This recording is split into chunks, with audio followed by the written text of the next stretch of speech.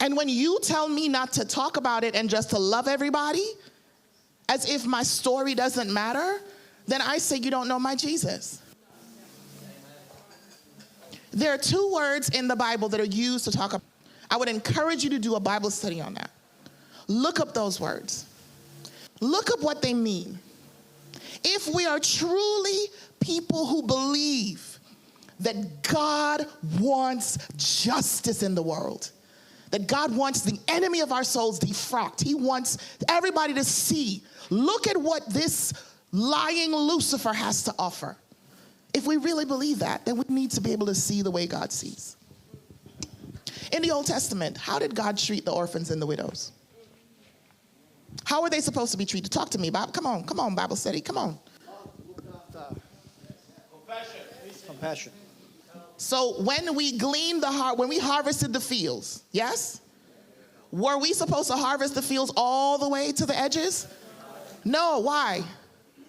Leave a portion so that those who were widows and orphans, this is how Ruth was able to take care of herself and her mother-in-law, right? Where are we doing that today? The privilege that I have right now, and I want to name that in this room, I said it to you on Friday, I'm going to say it to you again.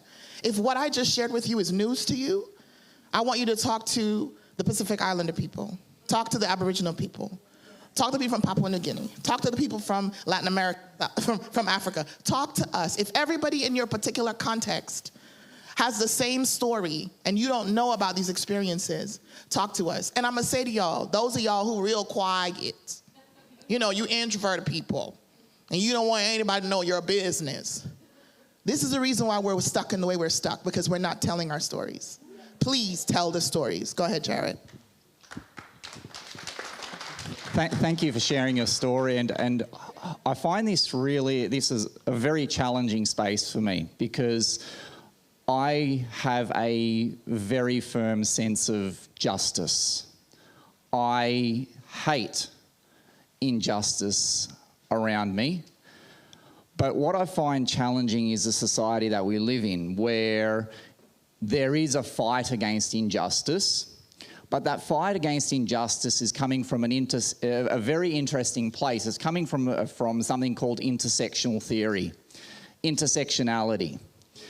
And the thing is that intersectionality paints me as the supervillain, because I am white, cisgender, heterosexual, married, male, educated, religious, which means that I have every single point taken against me. And now those who are seen on the other side of the spectrum are justified in any condemnation that they have of looking at me as the oppressor, because where there is someone who is oppressed, there must be an oppressor. Where there is a victim, there is a victimizer.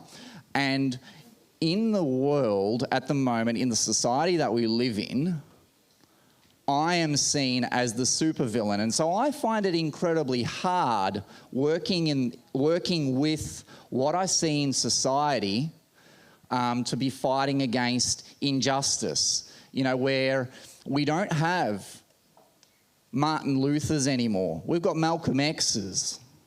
You know, what was the difference between Martin Luther and Malcolm X? One was an insurrectionist, the other one was not.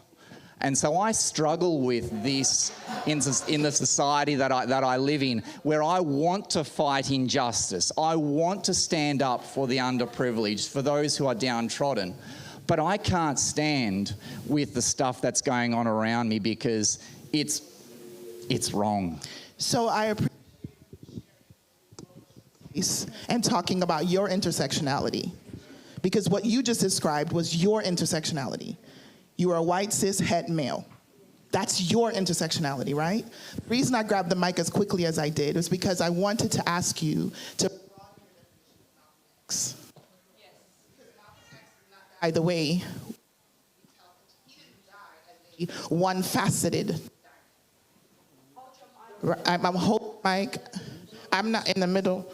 Okay, I don't know what I'm doing. I feel like a rapper. Hey. And so so just for those of you how saw me grab the mic, you're like, ooh, she's hot. Yes, I am. But the reason I did that was because I wanted to make sure that when we talk about Malcolm, and when we talk about Martin Luther, and when we talk about the church fathers, when we talk about the church mothers, that we remember that these are people who lived over time, and they changed over time. Malcolm X and Martin Luther King Jr. were a lot closer in their ideologies at the end of Malcolm's life than he was in the beginning. And so I want to make sure we understand that, right? Just as I continue to grow and you're continuing to grow. And dude, you were the same guy who held me up on Friday about this insurrectionist and you wanted us to define the word. Like, I got you, right?